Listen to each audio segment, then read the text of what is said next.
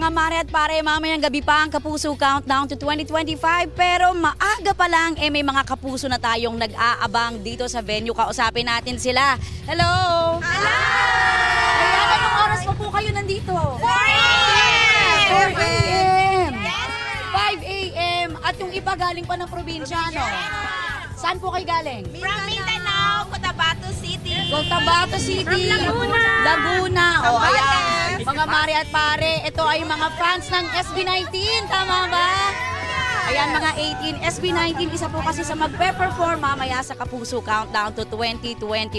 At kita nyo naman, ongoing na rin ang preparations. Ito po yung stage kung saan magpe-perform ang inyong mga paboritong Kapuso stars. At inaasahan daw na 200,000 na mga kapuso natin ang dadagsa dito mamaya para New Year's Eve party sa ating mga Kapuso stars. At nakita na rin natin, nagpakalat na rin ng security personnel at meron din mamaya, meron ding mga tao from Bureau of Fire Protection at meron din tayong mga kapulisan. Mamaya nandyan po sila para siguraduhin yung kaligtasan ng mga makikiparty mamaya dito sa Mall of Asia.